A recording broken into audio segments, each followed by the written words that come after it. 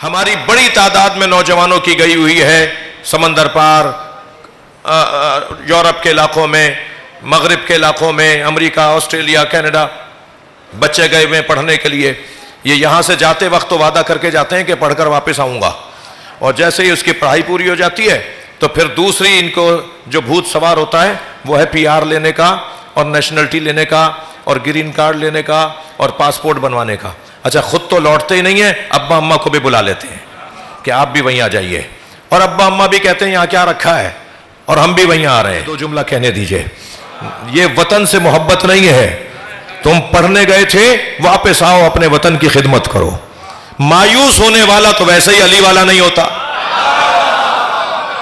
اگر کوئی مجھے پلٹ کر یہ جواب دے میرے اس بات پر کہ مولانا کیا ہو رہا ہے پاکستان کے اندر، کیا کیا ہے ابھی الیکشن کے اندر، کیا ہوا ہے ابھی سیاسی ماحول کے اندر، آپ کہہ رہے ہیں واپس آ جاؤ، تو مایوس ہونے والا اہل بیت کا چاہنے والا نہیں ہوتا. مایوسی سے نکالنے ہی کو تو مجلس اعزا کہا جاتا ہے. اس مجلس اعزا میں کیا ہوتا ہے، یہ کیا کر رہا ہوں میں، صلوات پڑھے ذرا محمد و آل محمد.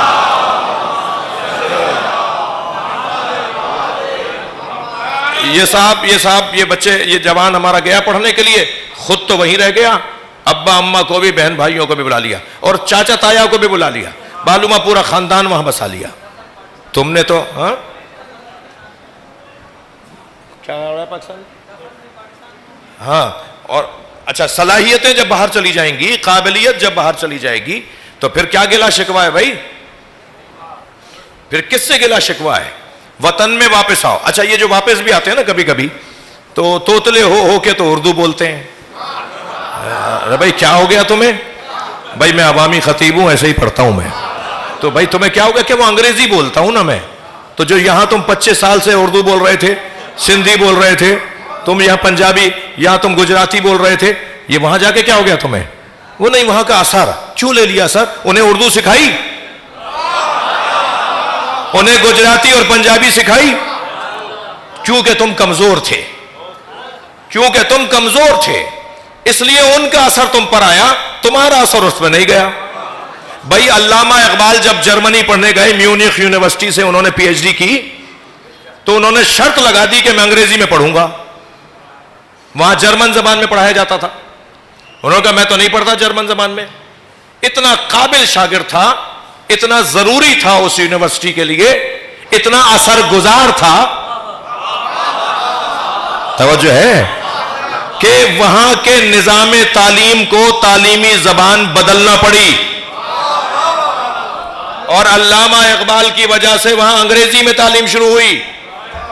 اقبال تو پڑھنے کے بعد، واپس آنے کے بعد اور زیادہ وہاں کا اثر لے کر آتے نا، یہ تو الٹا ہو گیا، زیادہ انقلابی بن کر آئے. آپ ذرا دیکھ لیجئے، واپس آنے کے بعد انہوں نے زیادہ انقلابی شعر کہیں یا پہلے کہیں؟ 15,000 شعر کہہ کے گئے علامہ اقبال، 9,000 شعر فارسی میں، 6,000 شعر اردو میں. ان کے جو فلسفے ہیں وہ کبھی میں شاہ جی سے بھی کہوں گا کبھی علامہ اقبال پہ سیمینار کروائیں اور اقبال کا فلسفہ بیان کیا جائے. عزیزان گرامی، میں ایک جگہ ایک عشرے کے اندر میں نے علامہ اقبال کی ایک مثال دی، تو مجلس کے بعد ایک صاحب نے مجھے ٹوکتے ہوئے کہا کہ وہ تو یہ بھی پیتے تھے، وہ تو یہ بھی کرتے تھے.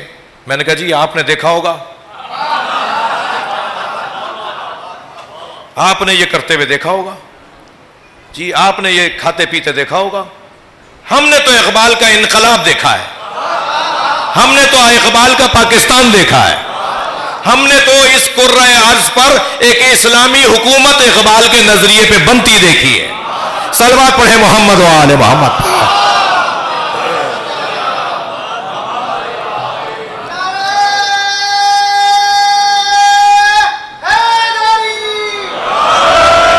اقبال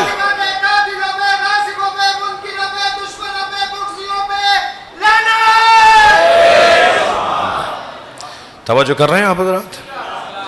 تھک تو نہیں رہے میری باتوں سے؟ جی اقبال کیوں بھائی واپس کیوں آئے؟ واپس بھی آئے اور آ کر انہوں نے اثر بھی وہاں کا نہیں لیا. توجہ میرے ساتھ ہے آپ حضرات کی؟ تو وہاں کا اثر کیوں نہیں لیا؟ یہ عزیز آ جائیں تو میں اپنی بات پوری کروں. آ رہا ہے کوئی؟ اللہم صلی علی محمد. یہ شیخ صاحب یہ بورڈ بڑا کروا دیجئے آئندہ. یہ جو بورڈ میرے پیچھے لگا ہوا ہے نا، یہ تھوڑا سا پہلے آئندہ بڑا کروا دیجئے. شاہ جی کہاں ہیں جی؟ ایک صلوات پڑھ لیں ذرا محمد. اللہم صلی علی محمد وعلی محمد. کیوں ایسا ہوا؟ کیوں ایسا ہوا؟ میں اپنے مضمون پر بات پوری کر رہا ہوں. اقبال واپس آئے، نہ صرف واپس آئے، واپس آ کر وہاں کا اثر لے کر نہیں آئے، بلکہ یہاں آنے کے بعد اور زیادہ بڑے انقلابی ہو گئے. انہوں نے اس کی علت بیان کی ہے، خود بتایا ہے کہ ایسا کیوں ہوا. وہ دو مصرے سن لیجئے آپ مجھ سے.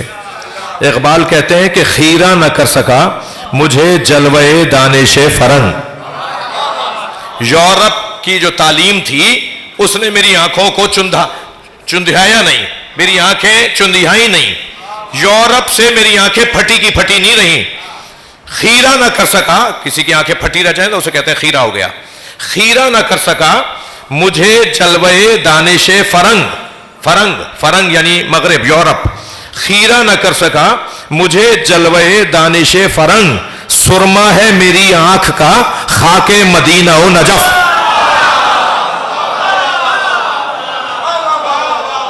جس کی آنکھ میں مدینے کی خاک کا سرما لگا ہو، جس کی آنکھ میں نجف کی خاک کا سرما لگا ہو، اسے یورپ کی بلڈنگیں اثر نہیں کرتی، بلکہ وہ وہاں اثر چھوڑ کر آتا ہے. پورا روڈ ہے ان کے نام کا. میونخ میں، جرمنی میں ان کے گھر ہو کر آیا ہوں. وہ پورا روڈ ان کے نام پر ہے. ان کا گھر آج بھی محفوظ ہے. اور انہوں نے جو دریائے نیکر کے کنارے بیٹھ کر جو غزل لکھی، نظمیں لکھی.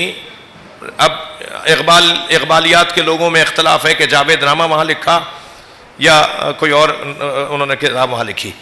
وہ جو پورا روڈ ہے، کیوں بھائی؟ وہ مشرقی بندہ تھا، وہ یہاں کا بندہ تھا، اپنا اثر چھوڑ کر آیا.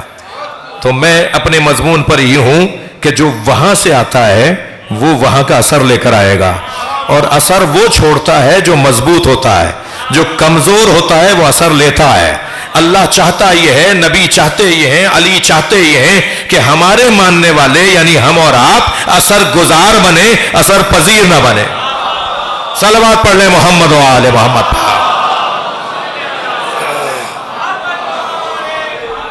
آیت کا بستر تو بہت بڑا تھا، آیت کا دسترخوان تو بہت وسیع ہے.